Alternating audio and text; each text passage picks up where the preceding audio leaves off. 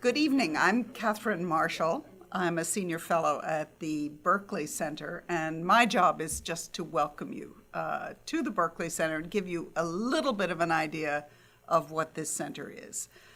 We realized, about to start on our 10th year, and both Melody Fox-Ahmed and I have been here from the very beginning. It's an unusual center in the university. It reports directly to the president, and it is very much a multidisciplinary program that draws on different departments, on School of Foreign Service, Business School, Department of Theology, History Department, govern at the college, School of Nursing, etc. All are in one way or another involved because the purpose in today's world, and even reading today's headlines, you can get a sense why, is to reflect and to advance the discussion to a policy degree about why religion matters in global affairs and in the affairs of the United States. So we have a very wide-ranging set of programs.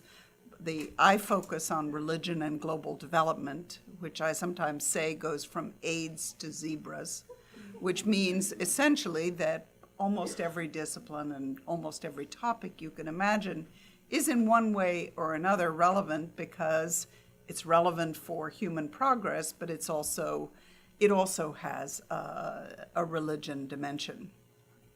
One of the most exciting things about the Berkley Center is that it is a buzzing hive of students. And I recognize the faces of a number of you who work here, who take courses with the Berkley Center faculty, or who come to some of the programs that we organize. So it is very much focused on learning and on the broader experience of students. So, for example, the junior year abroad and the reflections on a topic like gender roles and how religion and ethics affect that.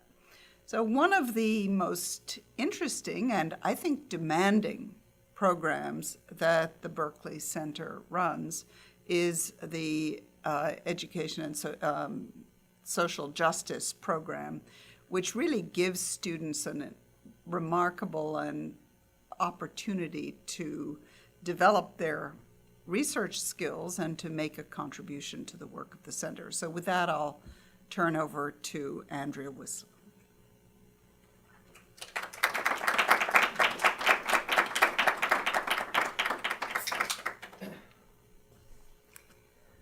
Good evening, everyone. My name is Andrea Whistler, and I serve as Executive Director of the Center for Social Justice Research, Teaching, and Service here at Georgetown University. The CSJ, as we are called, is always, every year, very excited to collaborate and to support the efforts of the Berkley Center in this project. And I'm happy to moderate the evening as we hear from our 4 presenters, our 4 researchers from summer 2014. So as you heard a little bit from Professor Marshall, the Education and Social Justice Project engages students to build knowledge about the deep connections between global challenges of poverty and education. Only through better access to education will the world's poor be able to seize opportunities in an increasingly globalized economy. While policy analysts have documented the widespread failure of governments to meet this imperative, we still know relatively little about successful local efforts, specifically led by religious communities, to advance economic and social development through education. So this project provides several students with summer research fellowships to travel abroad for an in-depth examination of innovative initiatives with a focus on the work of Jesuit secondary and post-secondary institutions. So under faculty supervision and mentorship, the students gather information primarily through interviews.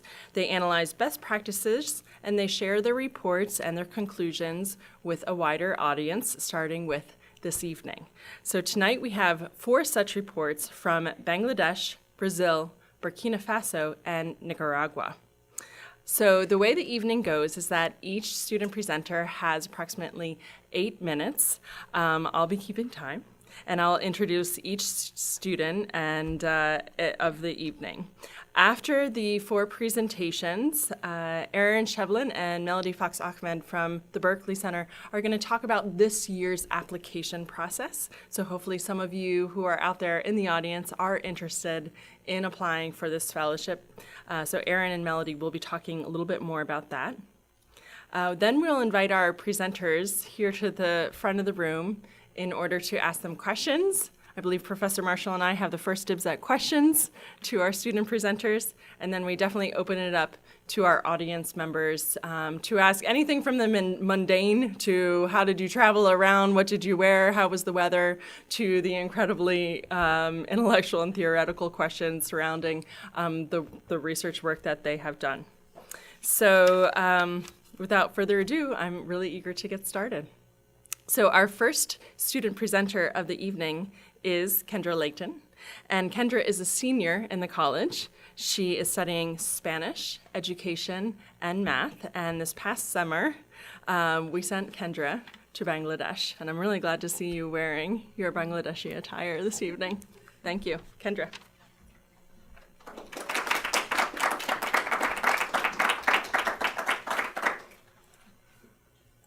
Yes, they called this a 3-piece, so I'm only wearing the 2-piece part of it. So that was what I got while I was there. So good evening, everyone. My name is Kendra, like Dr. Whitler said, and I'm a senior this year at Georgetown. And last year I was in Dhaka, Bangladesh. And first I'd like to thank Erin Shevlin and Dr. Whitler, who really guided me through all stages of this project, as well as the other faculty and staff of the Berkley Center.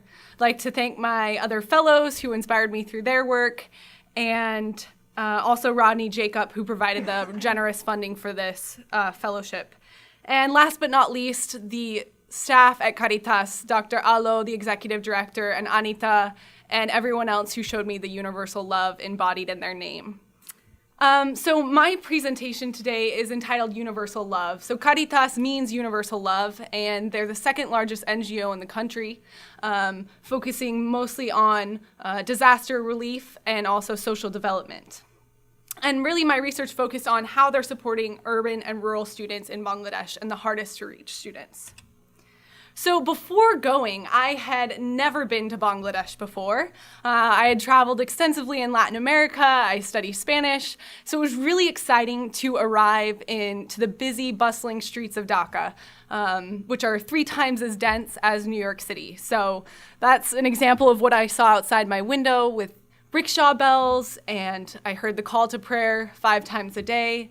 And I also saw a different side of it where I walked through crowded areas where people were living as well.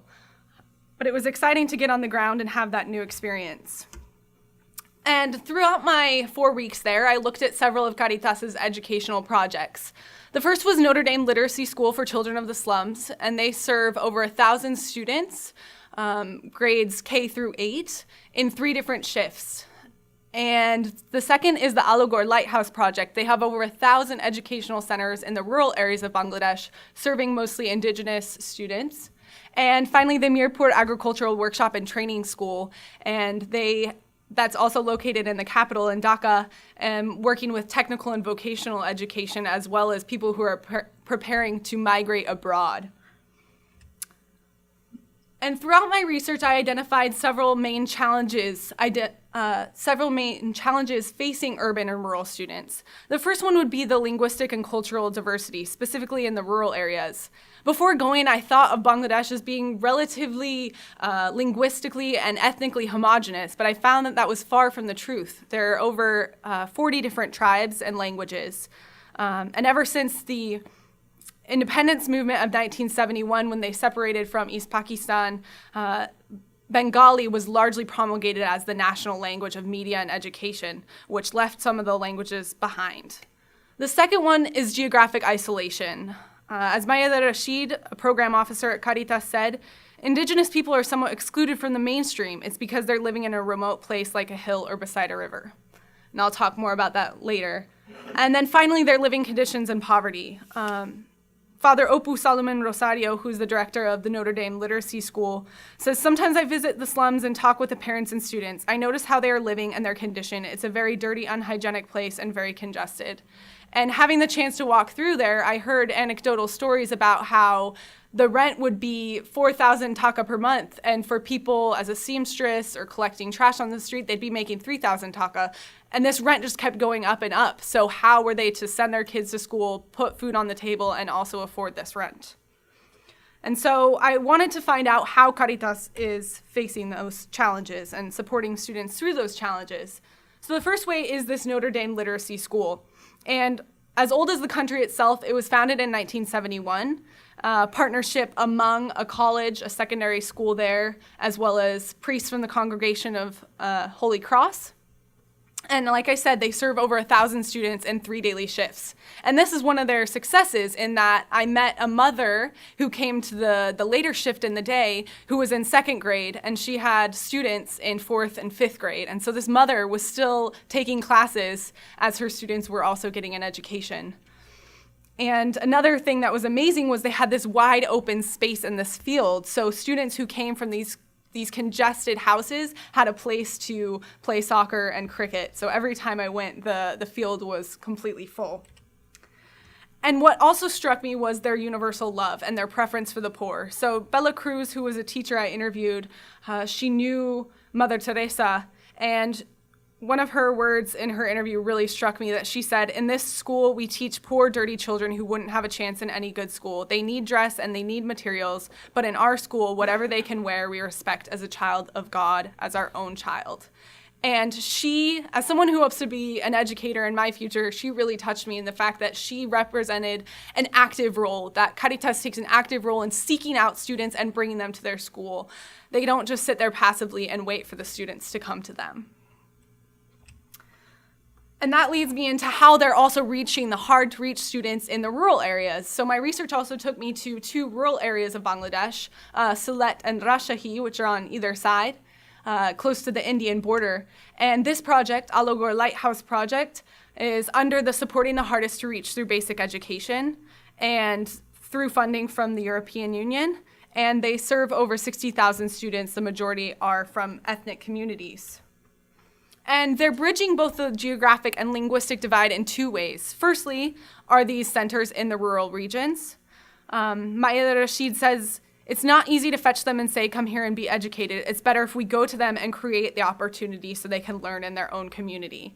And it really put it into perspective how they were the hardest to reach, because I would take an 8-hour bus ride, I took a rickshaw, a bicycle, we would cross a river, and then we'd arrive at this one-room schoolhouse. So there I am at the Kuchibari Educational Center, which was really exciting to see how the teacher would have the 2nd graders on the rug doing their math, the 3rd graders at their tables practicing their letters, and I was just in the middle of all of that, which was really exciting.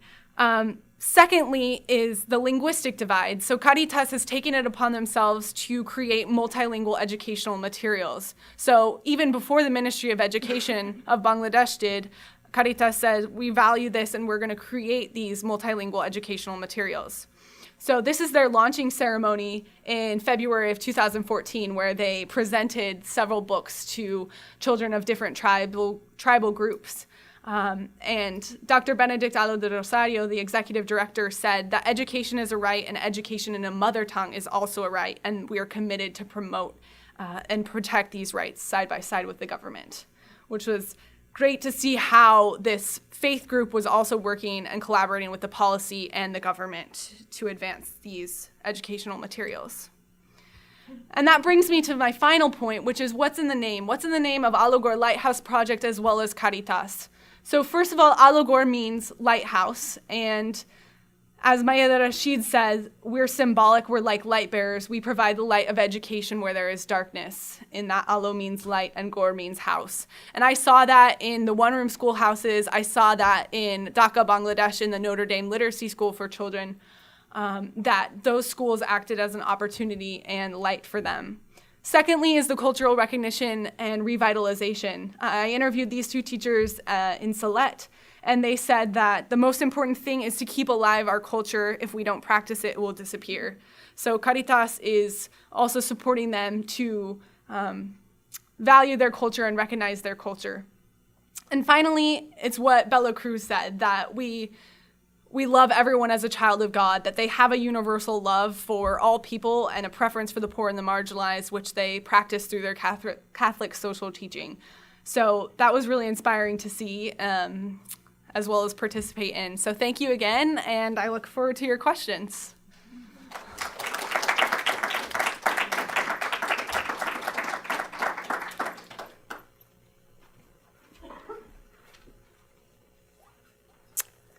Thank you, Kendra. Next up, we're going to Brazil.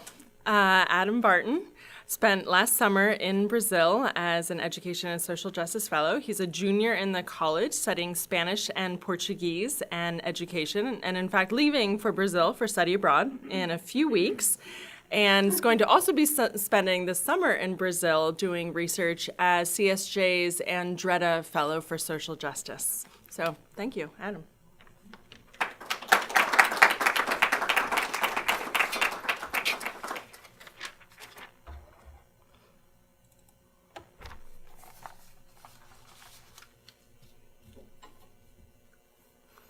So just to start off again, my name is Adam Barton. I'm a junior in the college while this loads. And I was sent to Brazil to study Pastoral da Criança.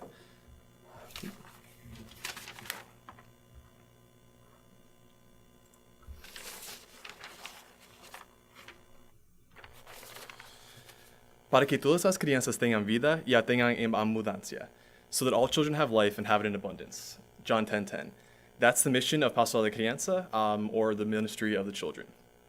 Pastoral da Criança is an early childhood, maternal, and community health education organization, which is kind of a mouthful, but basically means that they serve to educate community members through basic and simple actions on best practices in healthcare for mothers and their children up to 6 years of age. Pastoral da Criança was founded 32 years ago, back in 1983, when Brazil's massive infant mortality rate registered on the radar screen of UNICEF. UNICEF then reached out to an archbishop of Brazil whose sister just happened to be a pediatrician and a fierce community health advocate. That woman's name was Dr. Zilda Arns-Newman, and she believed that the community could organize itself to combat this trend. With the help of another Brazilian archbishop, she ended up planting the seeds for what would become Pastoral da Criança in the southern city of Florestópolis. At the time, Florestópolis had one of the highest maternal and early childhood mortality rates in the nation at 127 infant deaths per 1,000 live births. With the community in mind, Dr. Zilda trained over 100 community members and organized them in action to provide basic health education services to their family and community members. Techniques included oral rehydration and things of that nature to combat very preventable illness and death in children. In just 1 year of pastoral activities, that just changed myself, Florestópolis had an infant mortality rate of only 28 deaths per 1,000 live births. Having demonstrated the power of community health education in Florestópolis, Pastoral began to spread throughout Catholic community networks all across Brazil. They did this with support of the National Conference of Brazilian Bishops.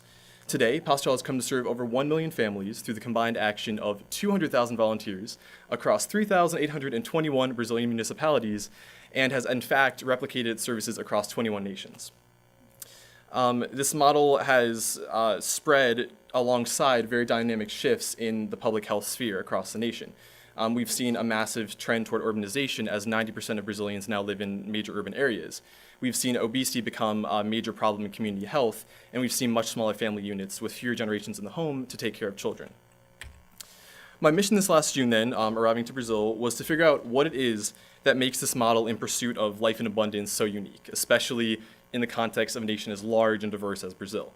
My research really pointed to two very complementary answers to these questions of how and what.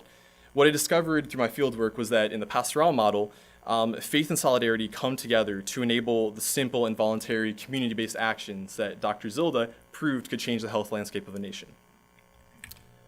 Because Pastoral spread itself through the Catholic community networks, it's not very surprising to see that faith plays a large role in the macro-level involvement of Pastoral da Criança, bringing Pastoral its sturdy infrastructure and its capacity for mobilization all the way from the national level down through the parishes and communities that it serves.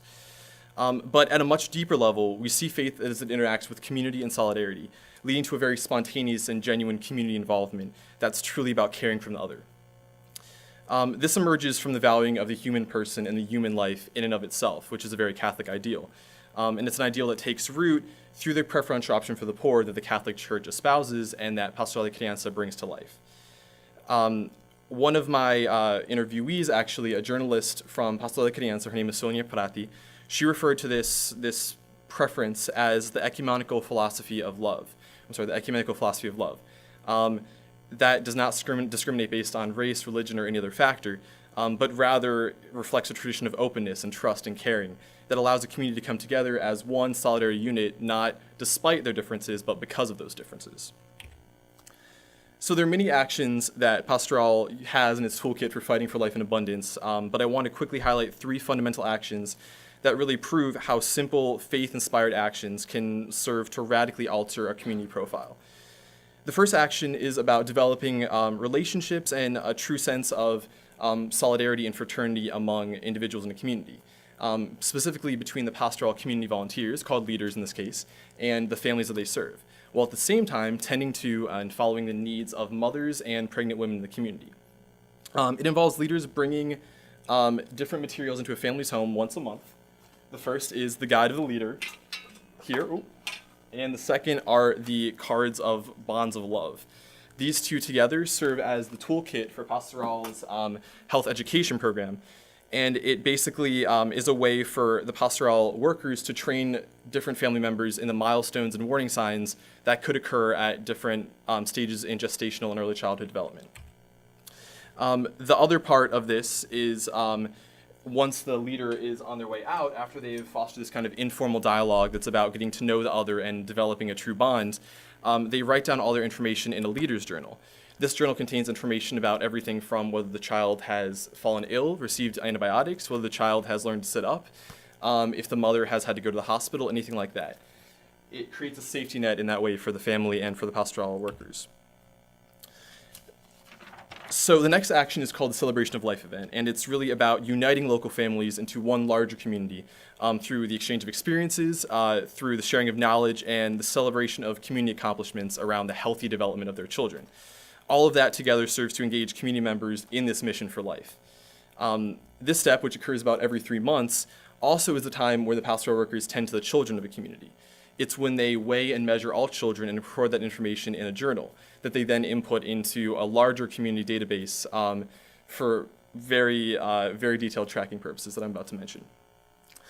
The last of the 3 basic actions is about tending to the entire pastoral community as a whole. It really involves all of the community's leaders coming together into one solidary unit to receive continuing education, to discuss community challenges, to share experiences, and also to compile all of the community's information into a form called the FABIS, right here, which is then sent out to the main office for processing. It's at the main office where an incredibly detailed public information system is created that tracks the health, medical care, and nutritional status of every community and family member across the nation, which is really incredible. So more than just talking the talk when it comes to solidarity, Pastoral da Criança truly walks the walk. It organizationally models what a community living in solidarity should look like. Taking as an example the data system that I just mentioned, what we see Pastoral doing is engaging its members in this idea of collective responsibility, of holding one another accountable not just for one's friends and family members, but for the greater pastoral community all across the nation and across the world. What Pastoral is modeling here is a structure of mutual love and respect. It's a collective social responsibility that also means celebrating community victories and engaging in a dialogue that really values life from a place of fraternal caring more than anything. Your success here is my success, and any problems that you may face are also mine. So in this way, no matter where a community is located across the nation, no matter the problems that they face, whether it is obesity or whether it is back to malnutrition, this greater community that Pastoral fosters is about sharing experiences and knowledge by mobilizing those who do know a community best and utilizing the warmth of the human spirit in a genuine and truly solidary way. This participatory framework of deep engagement and community empowerment endures because of the community that it fosters. So I'm pretty much finished, but I just wanted to leave you all with a quote that I believe encapsulates very well my experiences about the significance and the mission of Pastoral da Criança. It was told to me by Agenaldo Leão, who is the Pernambuco state coordinator for Pastoral da Criança, as we were driving between two cities 5 hours apart, just so that we could see another celebration of life event, as he does every day of the week. And what he told me is this: these people that give are the ones who often suffer themselves, but in their suffering feel joy by doing this work to save that other life. In this way, Pastoral is one of the greatest acts of love, of solidarity, and of hope. So thank you all for your attention. Thank you to the Berkley Center, to Pastoral da Criança. There are too many people to thank individually, but I would love to thank everyone at the at the center in Curitiba and all the communities in Curitiba and Recife that I had the privilege of working with. So thank you so much.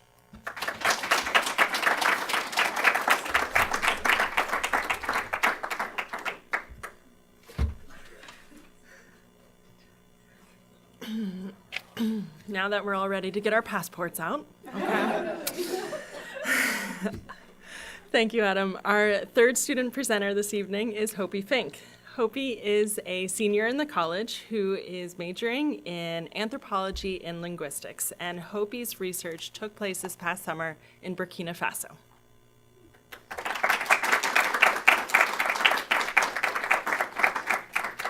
Hi, everyone. Thank you all for coming so much. I want to echo what the other fellows have said in thanking Andrea and Aaron and Catherine Marshall, who read my report as well. And I really want to thank the Jesuit community of Ouagadougou. I'm Hopi, as Andrea just said, and I conducted my research in Ouagadougou, which is the capital of Burkina Faso in West Africa. And before I launch into an exploration of my host organization and my research, I just wanted to briefly situate Burkina Faso and its education system. So like a lot of countries in West Africa, Burkina was a French colony. It was under French control from the end of the 19th century through 1960 when it gained independence. And since then, there have been a lot of rampant political corruption, some coups d'etats, and military regimes. But the legacy of French colonization and decolonization exists in the spheres of the economy, which is super tied to France still, as well as the language. It's the official language, though there are other languages, Moray, Mandinka, Bambara, that predominate in informal interaction, and also in the education system, which is modeled directly off the French education system. The French education system is pretty rigid, very standardized, theoretical, with not a lot of room for creativity or innovation. It's also of note that Burkina Faso has the lowest literacy rate in the world at 28.9% in 2012, according to UNICEF. So obviously education is a very important topic in Burkina Faso. And for my research, it's also important just to mention the religious diversity in Burkina Faso. 60% of Burkinabe identify as Muslim. Also about 20% are Christian, with Protestants and Catholics. And the remainder practice traditional beliefs, which is also infused into Christianity and Islam.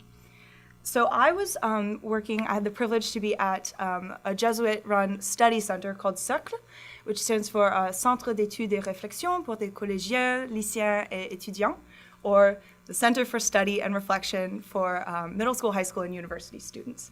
CERCLE was founded in 1987 by the Jesuits, who first came to Ouagadougou in 1974. And they were trying to discern the ways that they could best serve the population of Gonguin, which is a neighborhood in Ouagadougou. And they noticed that in the nighttime, there were a bunch of students who would study outside underneath the street lamps because they didn't have electricity in their homes. So they thought of having a center where students could study in the calm and the quiet and further their education. And so CERCLE was created. They have a generator, so the power stays on even when the city cuts out, which is very frequent. And they also now have internet, which is very exciting for all of them. They have 2 libraries, as well as a reading room, multiple classrooms, indoor study spaces, outdoor spaces with chalkboards and tables. They also have an athletic court and a grotto, and plenty of resources and staff always available. CERCLE follows a supplementary education model, so it's not itself a school, but they do offer courses, kind of like SAT equivalent prep courses, as well as training programs in subjects like information technology, English, and conflict resolution. So when I first got to Burkina, the main thing I was interested in especially considering the context of such a religiously diverse place, was the role of the Jesuit identity in this study center, and in particular in its alternative model. So I ended up looking at the role of Jesuit values in both the mission of CERCLE and also in the day-to-day operations of the center. And what I ended up focusing on is this idea of cura personalis, which at Georgetown we all know means care of the whole person. And through my interviews and interactions and observations, this came to play out on a variety of different levels, both institutionally through the programs, the policies, and the discernment of mission at CERCLE, and also individually. All of the people that I met at the study center, they were living cura personalis every day in their choices and in their interactions. CERCLE's approach tackles this care of the whole person in a few different ways. So first of all, it's extremely accessible. There's a yearly registration fee of $12 about, and if that cannot be paid, which oftentimes it can't, the center works with the student to find alternative means or timelines for payment. It's also inclusive and very tolerant according to not only socioeconomic status, which serves a very diverse population there, but also religiously. Like I mentioned, Burkina is a very religiously diverse place, and the population at CERCLE reflects that as well. The majority of students are Muslim, even though this is a Catholic institution, and you'll find there are Muslim prayer spaces. They even have little water bottles for ablutions that Muslims pray 5 times a day. And they have Catholic masses that everyone's welcome to, and all of the services are available to those of all faiths. Another important part of CERCLE's mission is what they call accompagnement, which loosely translates to counseling, but it also incorporates spiritual direction, mental health, family dynamics, and academic learning as well. So Père Augustin Sommet, who is the director of CERCLE and a close friend, he is always available 24/7 to the students to talk with them. And they also, all of the staff there have fantastic personal relationships with the over 400 registered members at CERCLE. And this is all part of what they call formation intégrale, which is echoing the Jesuit ideal of the magis, going deeper, and really drawing connections between academic learning and other forms of growth. They do this in a variety of ways. All of the professors employed at the center use Jesuit pedagogy, which is a lot more focused on the individual than is typical in Burkina Faso. Like I mentioned, the French system can be very theoretical, and class sizes are often very large. So at the center, there's an opportunity to not only engage with professors, but also group work is highly encouraged. As you can see, students kind of form their own groups and will study outside, use the resources that are at the center. And in addition, there is a very activist and current event culture on the campus of CERCLE. They have free newspapers every day, and as well they have computers, which is something that not a lot of Burkinabe students have access to. So there's always this healthy spirit of dialogue and debate. Whenever I was there, I was having a lot of great conversations with the students there. And so as Burkina is moving and rapidly changing, which it is. The society of Burkina Faso is really developing quickly. It's the Jesuits at CERCLE are always conscious of how they can better discern their mission and better expand their opportunities to reach more students. And so even though CERCLE is not affiliated with the public education system, it is afflicted by some of the same problems, which include frequent teacher strikes as well as lack of adequate resources, and additionally there's a gender imbalance sometimes. But CERCLE is tackling this in a number of different ways. First, through modernization. They're actually undergoing, just right now, the computerization of their 2 libraries. So they're documenting and digitizing all of those resources so that they'll be searchable and accessible. They also have a number of different ways that they collaborate. So currently, I was able to visit bookstores, libraries, the University of Ouagadougou, and also some primary schools, such as the one right there. And so CERCLE has this network of partners that they tap for resources and in order to advertise their services that they offer. But the collaboration can continue. And so the future of Jesuit education in Burkina Faso, I think, is very optimistic. They're actually building another study center in Zignaré, which is a town outside of the urban hub of Ouagadougou. And they also are looking to partner more with another study center that's run by a different religious order called Centre Pélican.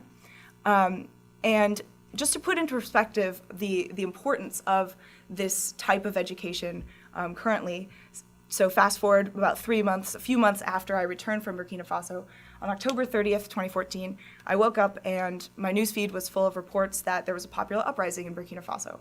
So a lot of some of the background that I had in my report is actually incorrect at this point, because they ousted their president of 27 years in a popular uprising. It's sort of a shaky situation right now, but they're hoping to have democratic elections in 2015.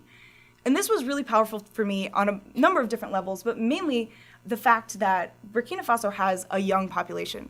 Over 50% are under 18 right now, so it's only going to get younger.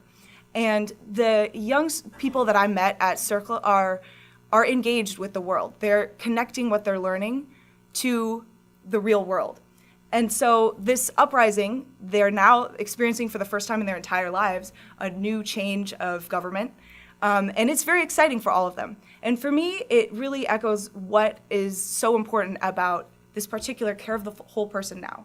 These students are going out, connected to the world, and connecting what they're learning to other forms of growth as well. So I want to thank everyone again, and I look forward to answering your questions. Thank you.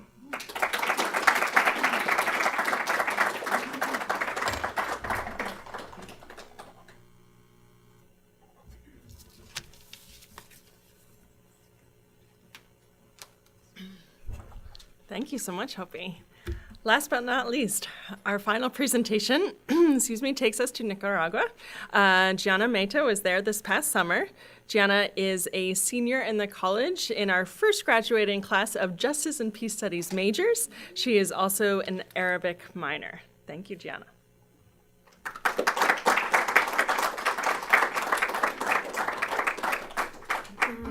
Thanks, Andrea.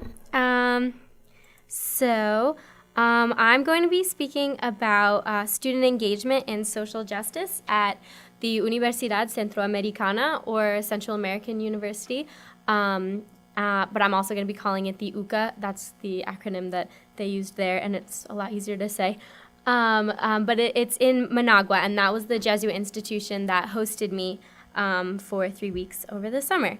So in my report, I compared the role of one academic program at the UCA to a number of voluntary programs also at the university. And for time's sake, I'm just going to talk about that one academic program in detail. But I basically compared the role of student engagement in those programs. So as far as methodology went, I interviewed about 20 people, and each interview was about 1 hour long, and I interviewed students, faculty, and community partners who were involved in education and social justice initiatives at the UCA, and who were connected to those initiatives. And as I interviewed students and faculty, a pattern in my interviews emerged about social justice as part of student formation. Whether we were talking about the history of the university or the country, of academics, about the Jesuit mission, or even student activities. So I had the opportunity to speak with Padre Fernando Cardenal. Our interview actually was 2 hours long. He was a really interesting man, and he's the former Minister of Education, and he now lives in the Jesuit residence at the UCA. And I would definitely recommend looking up his life sometime. But around 2009, he was in Spain for a speaking engagement, and he was asked, "How do you keep hope with the political disillusion that has developed in Nicaragua during the last few years?" And this was his response.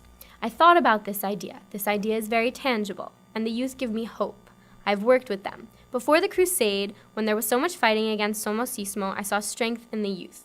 So I said one sentence: I hope that the youth return to the streets to make history." And after he said that, when he came back to Nicaragua and he was in Managua, somebody had put up a billboard and someone had sprayed what he had said on that billboard.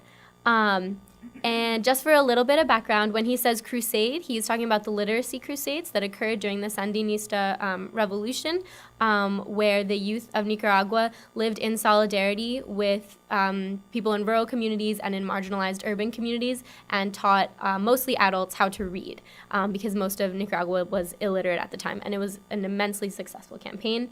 And when he talks about Somocismo, that is support of the dictator Somoza, who was in power before the Sandinista revolution. But I think that both the question posed to Padre Cardenal about political disillusion and also his response are a good reflection of youth engagement in social justice in Nicaragua. But at the UCA, at present, those attitudes of youth engagement are not as present as political disillusion is. There's a lack of interest among students, but different interviewees don't really know why they're not interested in social justice. So some people said that they were disillusioned. Some people said maybe the students were too comfortable because going to a Jesuit university, a lot of them were from wealthier families because it is an expensive school to attend. And others said they just were disinterested. So the university took this in stride and they created a policy of social responsibility. And part of that meant implementing the Servicio Social program, which is advertised on that bench. Nicaragua, really, they like advertising things on benches. That's the slogan of the Sandinista party. Basically, the Servicio Social program, it means social service, and it was required for all undergraduate students. As part of their major, they took a few different courses in Servicio Social, and professors used a service learning methodology of teaching. So students would apply theories that they learned in the classroom to serving local marginalized communities. For example, I got to observe some accounting students who were working at a bakery called Panaderia Doña Rosa, and so that was a poor business in a small business in a poor area outside of Managua. And they essentially worked to provide accounting students to this business, and then in turn they learned how to apply, theories from their class. And not all students were very enthusiastic about the Servicio Social program. The coordinator of the program told me a story about how when they first implemented it, in one classroom, students raised their hands and told the teacher that they were not paying to go there to serve in the streets, they were paying to learn in a classroom. So the university had that attitude to work against. And some of their voluntary programs kind of had a different experience. Students seemed to engage more deeply with what they were learning and thinking more critically, as I will talk about soon. But as far as the political context of student engagement, I think that it was important for students to talk about politics, and a lot of their professors agreed with me, or I suppose I agreed with the professors. They said it first. But basically, they needed to talk about the political issues of their country because it connected to a lot of the social justice issues that they were engaging with. But as much as professors were willing to talk to me about politics and like random people in like restaurants were willing to talk to me about it, students weren't talking about it in their classrooms, and they were kind of discouraged from it, particularly after some political violence that occurred on campus that I can talk about during the question and answer period if desired. So when I interviewed students to kind of figure out what that's Voluntario Ambiental. They're a student environmental group, so they were really fun. But I basically asked the students their views on social responsibility and social justice and how they connected the two, as well as how their social justice work affected their identity as Nicaraguan citizens. So the group that I told you about that was working at Panaderia Doña Rosa, who were the accounting students, and they were in the Servicio Social program. And their answers were a bit different from students who were just volunteering in programs because they felt like it, or doing research and engaging more. So they said they saw their work as part of class, although it did teach them about social justice issues. They said that they wanted to help the community and support economic growth, but they didn't feel that it influenced their identity as Nicaraguan citizens. And as students of the UCA, they saw themselves as representatives of the university and its policy of social responsibility, which was implemented by the university after they saw the disinterest, I suppose, along with a network of other Jesuit universities in Latin America. So the students and the accounting students that I spoke with didn't really seem to reflect that much with one another about what they were learning in class. They didn't have a sense of like talking a lot about it in the classroom and with one another. But other students, I think, well, they did. So this is Hervey Bravo, and his name, he was a 25-year-old senior, I think. He had been in and out of school, and he was volunteering at a rural high school similar to the young people during the literacy crusades. And he is one of the students who I count as kind of, he was in a voluntary program, although he kind of made the program himself, who researched, interned, and volunteered. And they reflected often on their experiences about who they interacted with, the issues that they came in contact with, and their roles in society as it related to social justice. For the sake of time, I'm not going to read it, but essentially he reflected deeply on social responsibility to the extent of disagreeing with the way that the university portrayed that idea. He thought that it kind of meant that you were helping out of guilt, which he said wasn't healthy. So to conclude, the UCA's various social justice initiatives affect the education of its students in many different ways. The service learning requirement of Servicio Social gives students a new sense of what poverty means and a broader perspective of social issues in Nicaragua, but the voluntary engagement programs in social justice work seem to more consistently impact students' critical thinking. And all of these programs are up against a challenge of this crisis amongst young people that Padre Cardenal, as well as a professor and a student, discussed with me at length. That students are apathetic about social justice issues and they feel discouraged from speaking about politics. And at the time, the Servicio Social program was only 1 year old when I was studying it, I guess you could say. So evaluation methods such as surveys of community partners, students, and faculty could be really helpful to see if it's influencing students' understanding of social justice issues and their postgraduate plans. And as far as what's next, my report is going to be published in the Current Issues in Comparative Education journal, and I was able to present on it last semester at the Comparative and International Education Student Research Conference. So thank you so much for listening, and thank you to the Berkley Center and to Andrea and Aaron for all their support.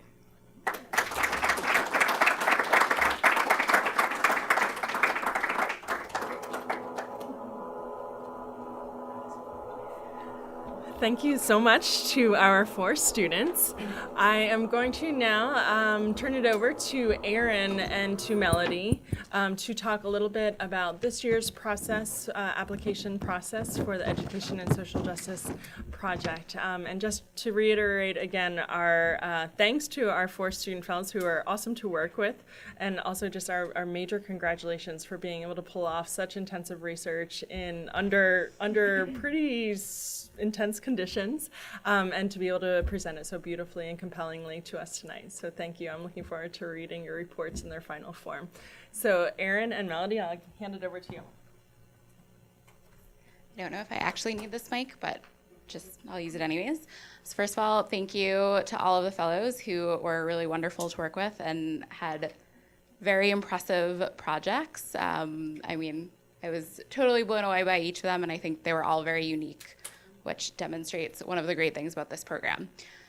So I am Erin Chevlin. So if you have emailed me questions, this is where they're coming from, all your answers.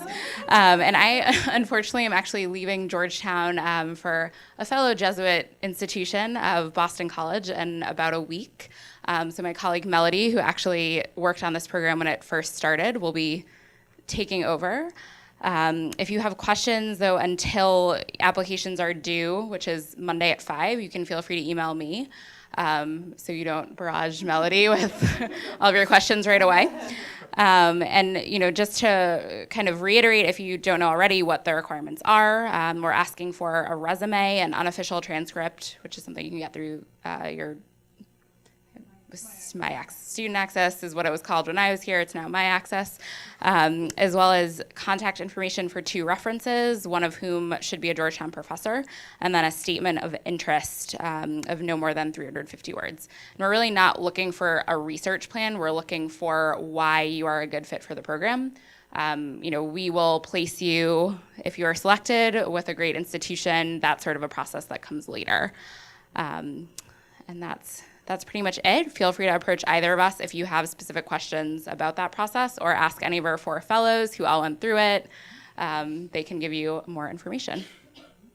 I'll just quickly introduce myself. So I'm Melody Fox Ahmed. I'm the assistant director for programs here, and I ran the project for 2 years before Aaron took it over for 2 years. So we're now entering into our 5th year. So if you look on the website there, you can read all the reports from each year, all the interviews. It's really an incredible resource. There's nothing else like it. A network of Jesuit institutions sharing their best practices and their challenges for education and social justice that's brought to light by students, by undergraduate students. There's really not another opportunity like this at Georgetown, so we're really excited about it. There's various ways to showcase this research through the year, as some of the students took advantage of, and all of us at Berkeley, all the faculty are just very interested, very keen to help support you and promote your work. So any questions you have, let us know, and if you have questions, I'm here, I'm on the website, and just want to really thank Erin for her stewardship and leadership of this program over the past 2 years. She'll be missed, but hopefully we'll get up to Boston to see you. So thank you, Erin. Let's give her a hand.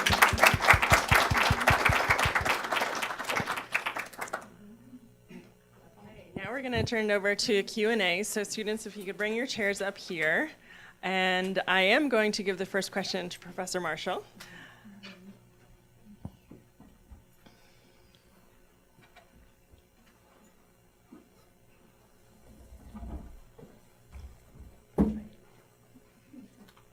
Thank you. Okay, Professor Marshall. Well, I wasn't sure how to do this, so I have a short question for each of you. And I don't know whether you want to take a group of questions or whether you want to answer them. Let's go with yours first. Okay. Okay. Okay. Okay. So, Kendra, there are very few Catholics in Bangladesh. It's very much a Muslim country. I'm curious as to how people talked about that. Did you get a sense of? I know that there is a philosophy, but what is the approach of the Catholics to that? So shall I give each one of you a quick question? So, Adam, one of the tragedies of the Pastoral is that Zilda was killed in the Haiti earthquake, and her son basically has picked up. What do you see as the changes in direction? What did people talk about as the new path? And Hopey, as you were in Burkina, sort of as the pot was boiling, did you get a sense that this revolution, which, I mean, there were 1 million people in the central square, that it was coming? And have you heard from the Jesuit leaders really how they're responding?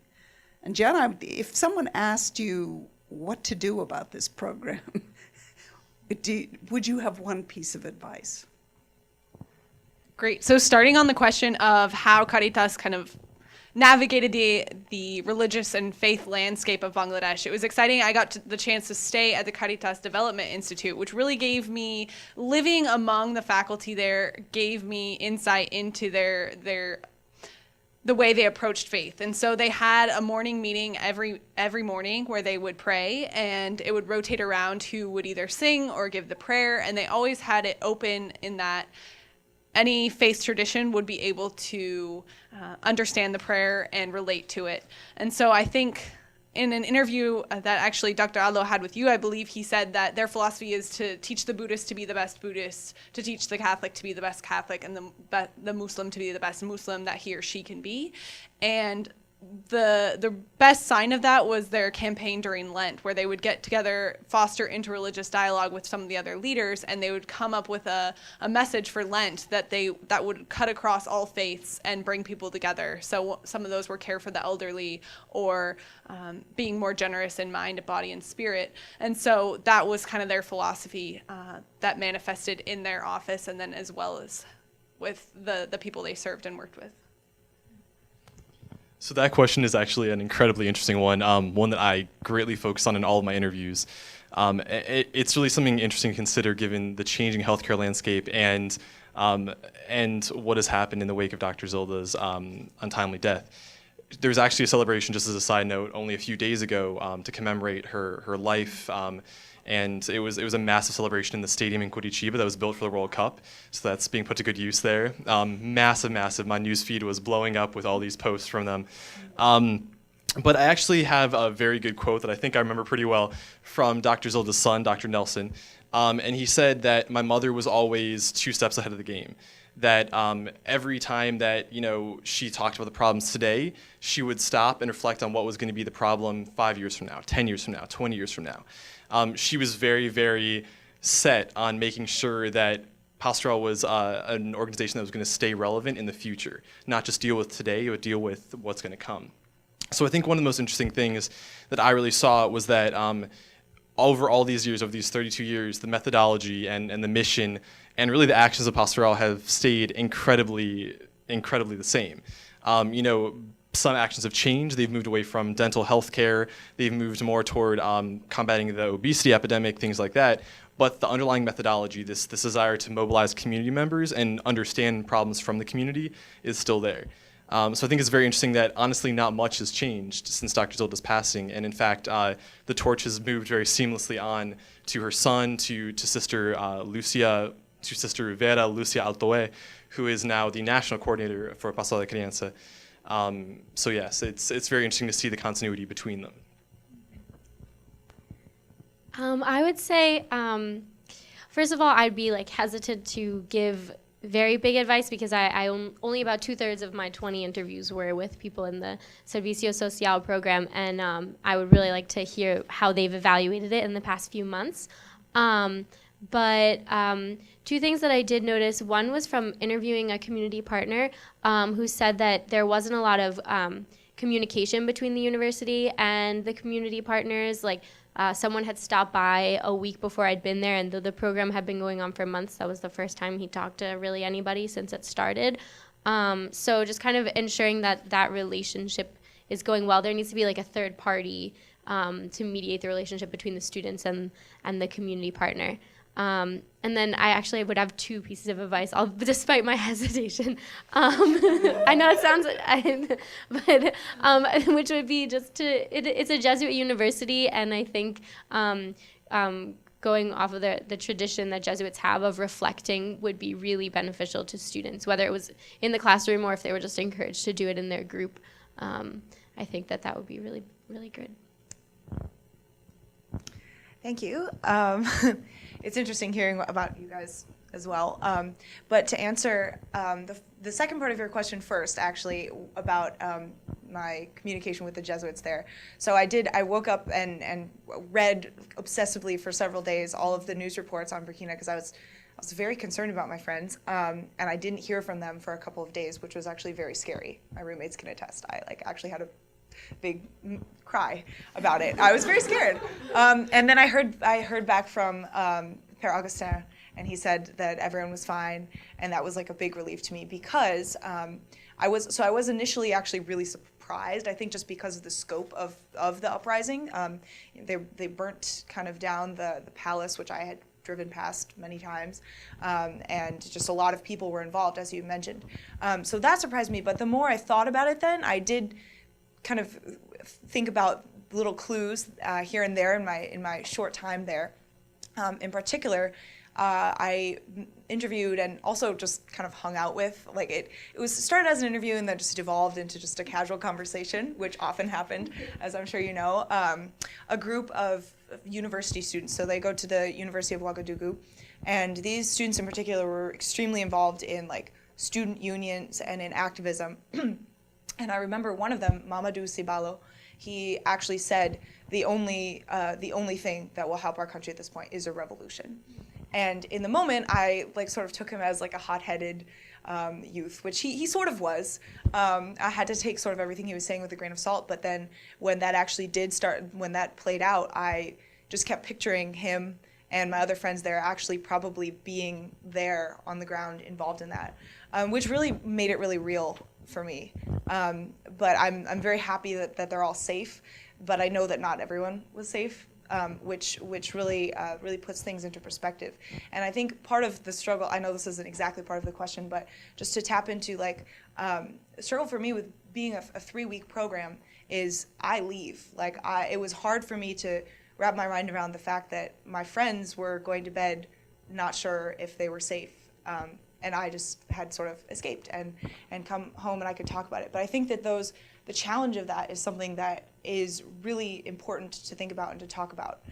So I don't regret the chance that I had to go there, even if it was a short time, and then to come back, because I think it's important then to be able to talk about this. And I mean, I know a lot of people didn't even know about these uprisings. Probably not all of you. You're all probably very well read, but I don't know if I would have known about it actually if I hadn't been following some West African news sources. So I think it's already passed out of many people's consciousness. So I'm just feel really grateful to have that extra perspective, and I look forward to sort of bringing that the dose of perspective that gave me into other current events as well, and just sort of knowing that there are always people there. There are always people's friends. Thanks. Thank you. My question for all of you is, surprise, surprise, about process. So I want to reflect for a few minutes on the primary research method that you all use to conduct this research and to collect your data, interviews. So I was wondering if you could all give maybe a highlight and a challenge that you had from your very intensive 3-week period of doing 15 to 20 intensive interviews, no matter what that might be, but to really kind of bring us into a moment of one of your interviews and really share with us what that was like for you. Whoever wants to start. I highlighted one of my favorite moments. That was with the teacher, Bella Cruz. And it was kind of one of those moments, forces of nature, where it swirls around, the world stops, and I'm just in this room with her with the tape recorder, hanging on to her every word. And I didn't want it to end because she talked about her time with Mother Teresa and watching Mother Teresa pick up babies from dustbins, she said, and carry them to the orphanage. And then she talked about really what it was inside her that gave her the drive to be an educator. And so that was probably the most inspiring interview that I did, and one that I still think about.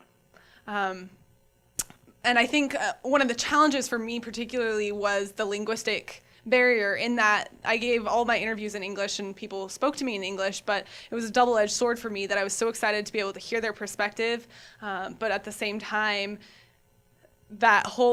the idea of language, especially when I was looking at the multilingual education materials where students were feeling compelled to learn English before even learning their mother tongue. And so this whole idea that people were able to communicate with me, but at the same time I said, oh, but what about your mother tongue? So that was probably the greatest challenge there. Okay, so I think I'll start with the low and then end with the high, because there are too many highs really to count, so this is all that I really have in mind for a low. I think that the low was this kind of need that I had to try to control the conversations in some ways at the beginning. I had this kind of delusion that I was in control of any of the conversations that I had in Brazil, which was not true at all. I was in the middle, I was literally dropped into a room full of 150 Pastoral volunteers who could tell instantly that I was very much American. I was wearing shorts and a t-shirt when they were all like in parkas, freezing and shivering in like the 60-degree weather. They all made a beeline for me, and because someone had told them that I was there to interview them. They took that to mean that I wanted to interview all of them at the same time. So this is just kind of, I guess, a dramatic example of my lack of control, where I really tried to, ask all my interview questions that I had so carefully thought out for the volunteers, the processes that I wanted to go through. And I realized very quickly that was not at all how I could go about this.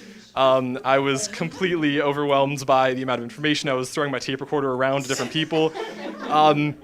So I'd say one of the biggest challenges for me was this lack of control in many ways. It ended up being a real blessing to me, though, in the end, because in the conversations where I just let loose and really thought of follow-up questions on the spot, where I had no preparation going in, those ended up being some of my best interviews.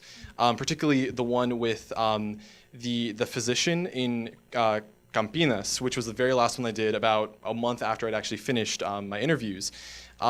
He basically just sat down and told me about the history of Brazilian healthcare. He told me about Dr. Zola, because he had worked with her in the Department of Health many years back. And he truly taught me about what it is that makes Pastoral so unique from an outside perspective. You know, I didn't even have anything prepared to ask him, yet he brought it all to me, and I was able to just bounce back and kind of play off of that, which was really unique. I'd say the highlight for me was interviewing a family member who is served by Pastoral da Criança down there. It's a mother named Cleia Vera. She's one of the interviews that's highlighted in the report, actually, because I had such an amazing time speaking with her. I returned to Recife in the Northeast just to speak with her, in fact. I had left the Northeast, returned south. I had other stuff going on, but I really wanted to speak to a community member who had been a part of this organization. And it was incredibly worth the effort. And by that time, my language skills had improved to the point where I was completely fluent and completely comfortable talking. At the very beginning, my first interview was actually with Dr. Nelson, Dr. Zilda's son, which was intimidating beyond words. I hadn't practiced Portuguese in a long time, and I was just dropped in this situation. But by that time, I was able to truly have a dialogue. I was able to sit down with this mother and her children and her mother and her uncle and everyone and just talk about Pastoral in a really genuine way. So I think that one of the strengths of this entire process was that ability for informality that comes when you're interviewing people like this. I will start with my low as well, and it's kind of similar to Adam's actually, because I was very nervous in the beginning, and when I'm nervous, my brain is really weird. It just kind of gets fuzzy. So I was afraid that the recorder wouldn't work, and so I was like very focused on the recorder and forgot that I was rusty on my Spanish, and so I wasn't like listening very carefully. And so that first interview was thankfully with someone who knew the people who had connected me with him, so he was very understanding. But listening to that recording afterward, thank goodness I had recorded it, because a lot of important information was in there that I had missed. And so that was kind of like that. After that first one, I was like, oh my gosh. But then I got better. And by the end, actually the two interviewees that were my favorite interviews I included on my slides. I didn't even realize that I did that. But the first one with Padre Cardenal, I was walking into the Jesuit residence to interview someone else, and there was an old gentleman sitting with a newspaper, and he was like, "Oh, can I help you?" And I explained who I was looking for. It was like another interviewee, and he was like, "Oh yeah, I'll go find him." And the interviewee introduced me to him, and he was like, "Yeah, this is the former Minister of Education." And then he was like, "Oh, Gianna's doing an education and social justice project," and I was like. And he was like, "Oh, you want to interview me tomorrow?" And I was like, "Yes, please." So I got to interview him. And my other favorite, when I interviewed Herdy Bravo, his professor had told me about him, and by like great stroke of luck, he was in Managua for the weekend. And our conversation, our interview turned into like, I had to turn off the recorder because I was like, I'm not going to like put this in the report. It was just like for my benefit. We were just talking about what we were studying and development and like all these different things that we had learned, and it was just really beneficial. It's a shame because he's in the mountains, so I like haven't gone to like keep in touch and hear how his experience has been now, but because there's like no Wi-Fi and electricity there. But yeah, it was a really cool conversation. A lot of my experience was kind of similar in the struggles, but I think the main thing, it doesn't maybe seem like a bad thing or a challenge, but what really I kept struggling with throughout my time there was I kept having these conversations that weren't official interviews. Like I was staying in the Jesuit residence, and so I just got to hang out with all these African priests all the time. They were so cool, and they had the most interesting stories because they were coming from all over the West African province, and just like constantly in and out.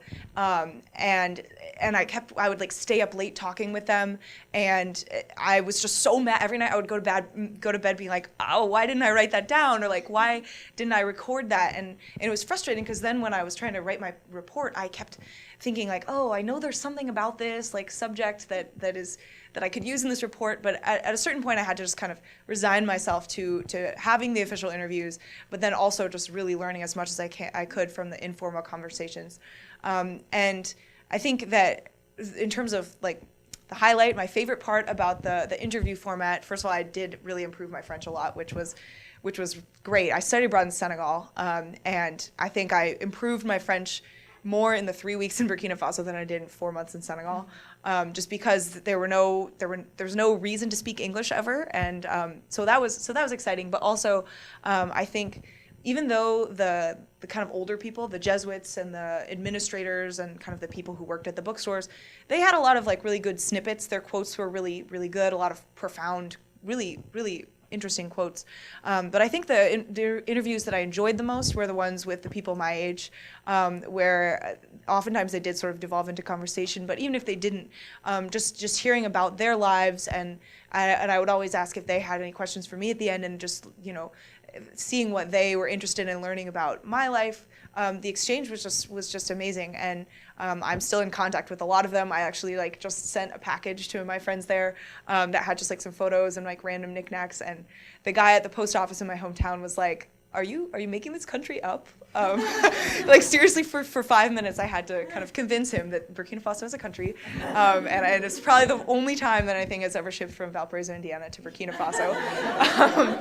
But that was the best part, hands down, was just kind of making friends and really, really engaging people. I know a lot of you traveled. I was in the same place for the whole time, which I really appreciated. I got to really get to know everyone there, so it was wonderful. Okay, questions from the audience. And when you have a question, if you could just say a little bit of who you are, that'd be great. Hi, I'm Laura. I am a senior in the college, and my question is for Kendra. So you mentioned this really amazing effort that the organization is doing to provide materials in the children's mother tongue, but you also mentioned that Bengali is kind of being put forward as, I guess, the language of the elite. And I'm wondering, while they have this effort to provide materials in the children's mother tongue, is there any point where they see it as a priority to also teach them Bengali in order that they might get ahead in their educational institutions outside of their own?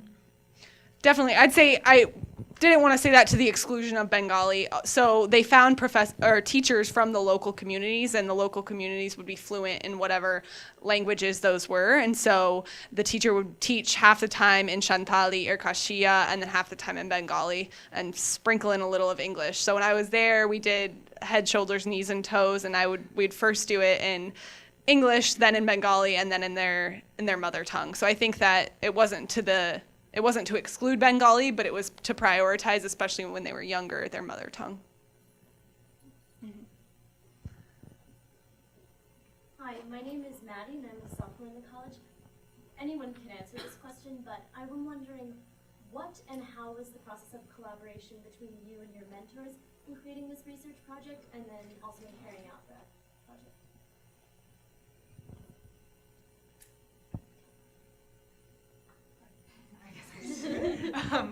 That's a good question, and one I don't think I really thought about.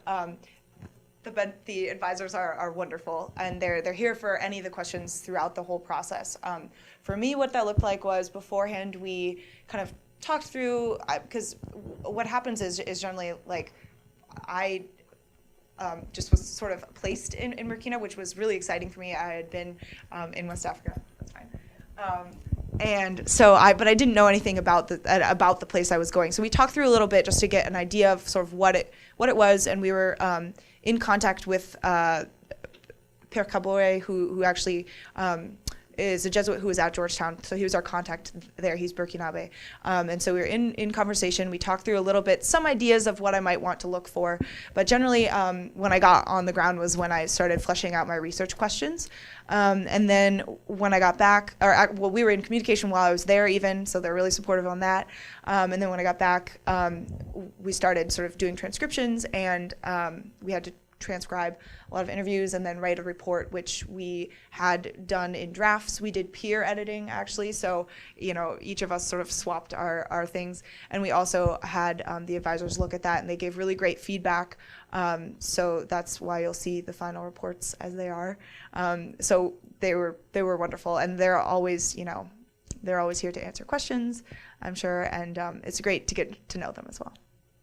I have something to add to that, actually. Mostly everything was similar to Hopey's, but I actually ended up kind of with an informal mentor when I got there. I was staying in a hospedaje, which is kind of like a boarding house, and there were a bunch of other students staying with me, mostly from the United States and from Barcelona. And a lot of them were doing internships and studying, but one other girl was a master's student who was also doing research there, and she had done research before. She was a little bit older than me. So it was really helpful because she actually, like, she was curious about what I was doing and how my experience was. And so we ended up bouncing a lot of ideas and just like reflecting with one another. And that was a really valuable experience that I didn't expect. So. I was just going to add really briefly that I think I had a kind of interesting experience given that my organization won the Opus Prize, which was hosted by Georgetown last year, correct? So there was already kind of that informal tie with the Opus Prize organization. And Professor Marshall had known Professor Dr. Zilda. She was familiar with the organization that I was going to work with. So it was a very interesting thing for me where I knew I wanted to go to Brazil. I knew I wanted to do education, social justice, and healthcare, so it came together really perfectly. So the advisory role was interesting in that where she had kind of firsthand knowledge of what this organization looked like, but then it kind of fell to me to flesh out all my research questions, as I think was the case with everyone on the ground. That's where most of the real planning work takes place, but everyone stays in contact the entire time. And when you get back, that's where the real grunt work of transcribing everything begins. So. Yeah, the only thing I'd say is on the ground, and the HR department of Caritas was so kind. There were 4 of them, Noyon, Chandramuni, Anita, and Teresa. And so every morning I would go in and they'd say cha, which is tea. And so I'd have my tea. They'd be like, sit there. You know, I wasn't allowed to move until I had my tea. And they got a calendar out and helped me set up my whole thing. So really the generosity of their hearts was overwhelming. I think for that question, we really depend on Professor Marshall's contacts, the Berkley Center's contacts, and we also really work with our Jesuit community here at Georgetown to create contacts in different places in the world. And as students are applying for this program, we don't exactly know where they're going to be going. We really look for the 4 best students who we think are going to be able to take on the challenges of this project as well. And sometimes the language matches up. Gianna, obviously Spanish, Hopi with French, and then Portuguese with Adam. But in the case of Bangladesh, Kendra's actually fluent in Spanish. But you know, so we really look for students who are going to be able to take on the challenge of the project, and as the application process proceeds, we are kind of setting up the sites and working to do that with the students. So it's kind of a surprise. When students are selected, they don't necessarily know where they're off to. Other questions? I'm not sure if this wasn't working. Hi, my name is Nick Na. I'm a freshman in the SFS, and so I want to word this question carefully, but so there is a disparity in your backgrounds and the people you interviewed, and I was wondering if your status as Georgetown students, just from a place of privilege, if that ever impeded in the research process, and not just the research process, but your experience there, and if it did, how you overcame that.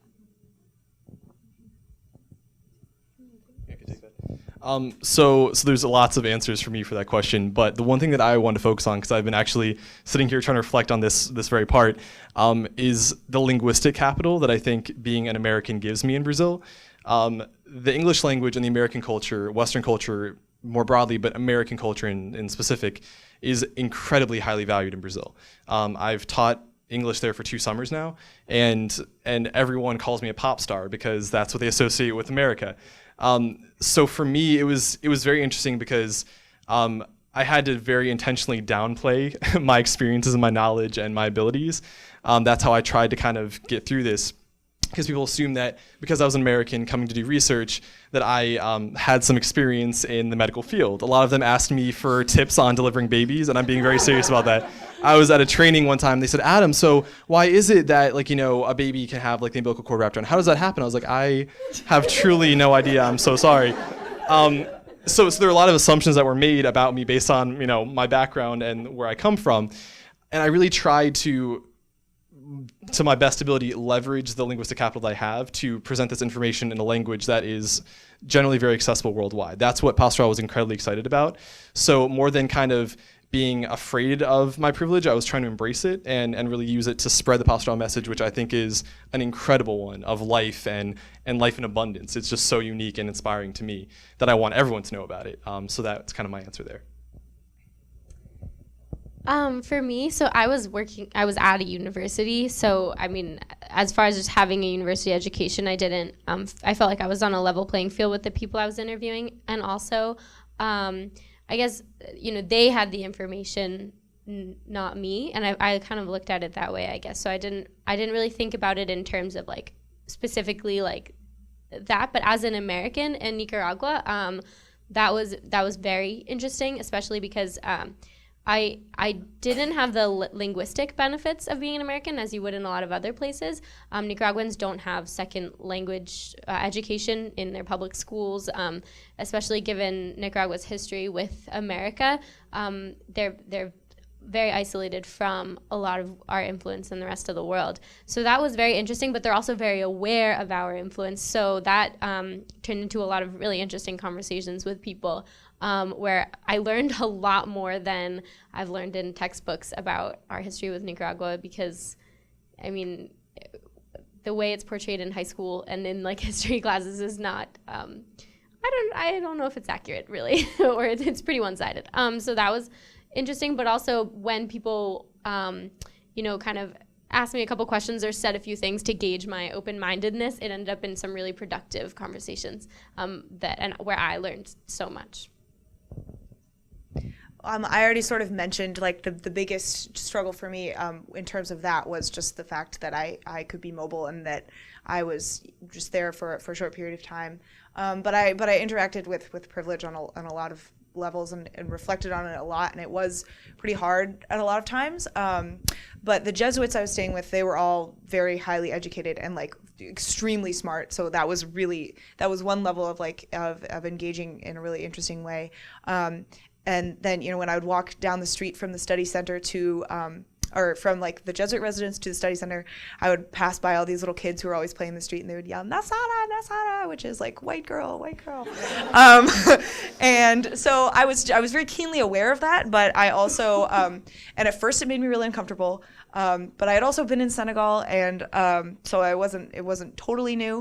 And I think that the more that I was there, the less uncomfortable that became because I just was like, I would just like play with them. And when I was interviewing the students my age, it was probably the most sort of challenging because I think that the similarities we had in terms of age and like being a university student really highlighted the differences.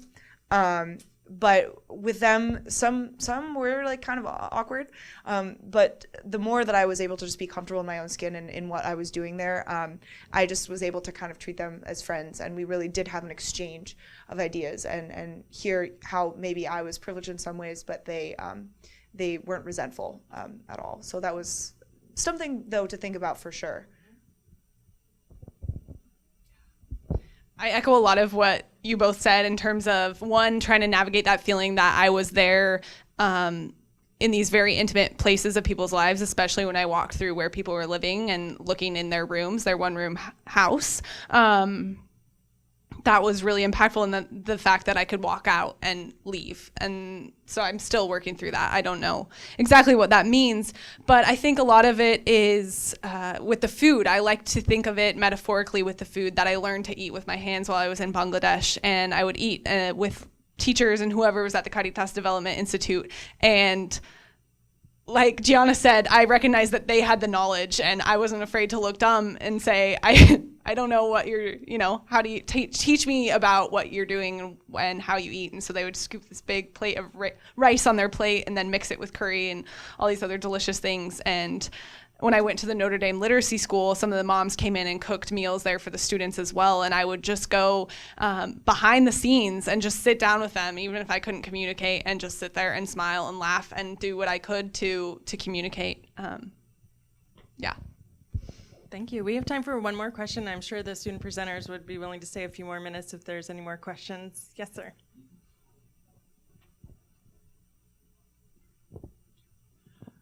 My name is Ari. I'm a sophomore in the business school, and my question is to each of the panelists. So once each of you knew like your respective locations where you'd be conducting your research, how did you narrow down how did you narrow your scope of research? Like knowing that I want to look at this specific area and work with this specific organization or this community? Great, thank you for your question. In terms of Caritas, I'd say, one, I'm passionate about bilingual education. So as soon as I found out Caritas Bangladesh, I looked at their website and looked at all of the programs that I could find about education and what is the state of education in Bangladesh. So looked through the Ministry of Education and the madrasa system, or the public schools or the private schools. And from there, it was about, what are the programs that interest me? What are the ones that are the largest or most focused of Caritas? And then also, what are they curious about as an organization? So some of those were, how do they infuse faith in their work? And also the question of sustainability. So I didn't touch on that today, but I also asked people about the sustainability of their work, which was also a discussion among the organization. So in terms of a participatory plan, I tried to ask them also, what are you curious about finding out? And that also guided my research. So that's a fantastic question. I was matched with Pastoral da Criança, as I said, mostly because of the Opus Prize network. I definitely wanted to go to Brazil, and I was obliged in that. But Pastoral da Criança was chosen for me. Going into it, I did lots and lots of research. I was so excited looking at the Wikipedia pages and all the pages in Portuguese. But I had no idea what to expect going in. My research was incredibly broad. I actually arrived in country with no questions prepared, no anything, because I didn't know where to start. I shouldn't be saying that.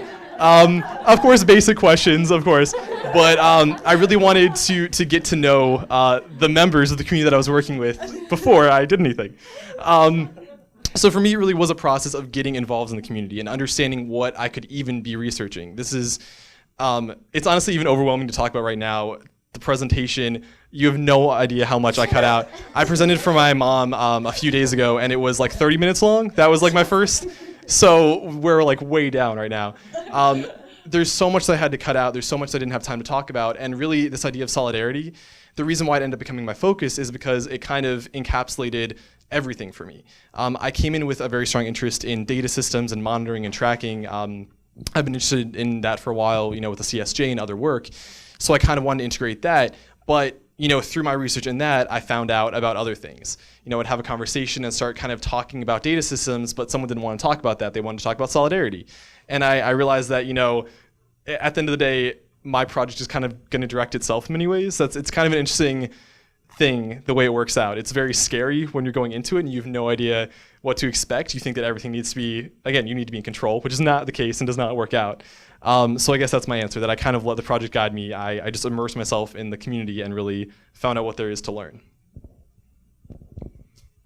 So I actually wasn't sure exactly who my host institution would be for a little while, for like a few months after I got accepted to the program. They were kind of difficult to get a hold of, and then so when we found out, I was still studying abroad. And so I have to be honest, I was like in study abroad mode and like taking in everything where I was at the time, which was 6 hours ahead in South Africa. So communication was rough at that time. But when I came back, luckily I had another 2 months to prepare. And so then I was like, ooh, I gotta get started. I also did a lot of research on Nicaraguan history, on Marxist Jesuits in Nicaragua. Little did I know I would meet one. And then I did a lot of research on secondary and primary education, and then it turned out that I didn't really need a lot of that information. So I got a lot more information than I even used when I was there, and even less that I used in my report just because there was so much. But I also went with just one person that I knew I would interview when I got there. And a whole bunch of questions that I agonized over in Spanish and also in English, because I wanted to make sure I was getting the right idea across and then that the grammar was correct. And so then I actually stuck relatively to that plan, because I ended up sticking with the program that the university had recommended that I investigate, but I also looked at a few other programs. So as my interviews kind of changed, so did the questions that I was asking, but it was helpful for me to have that template, despite the fact that I definitely cut stuff out and I added it in. Thanks for the question. And it's kind of similar. It's always an evolving sort of thing. In my case, Father Cabore, who is a Georgetown Jesuit, he's connected to sort of a network of Jesuit-run. They're not all study centers, but sort of institutions in West Africa. And so we were kind of going between a couple different places, Côte d'Ivoire, Benin, and so ended up in Burkina Faso. And once I found out about the organization, I did a little research on it. There's kind of just like one webpage, basically. But from that, it to me like seemed like a fairly logical and yet really broad thing to look at Jesuit values. I'm personally really interested in interreligious dynamics, so I was kind of excited to delve into that in the context of a Muslim majority country, but this being a Catholic organization. So that was kind of where I was going. Like going in, I just had that sort of very broad topic, the broad questions. But in terms of asking individual people, it was very much shaped in the moment, and it was very much like Gianna. Like the first couple interviews I did were like pretty just not that great. But also like her, they happened to be with the people who I was like actually staying with, so I could follow up a lot on that. And the more that I did it, kind of one person's what they talked about a lot, then I would ask the next person about that. So it was, and even if I came in with a list of questions to ask someone, that was often spur of the moment, I would have other questions too. So in general, that's sort of the arc of how the research topics worked. But it's a lot happening on the ground in a very exciting way. So yeah, thank you. One more round of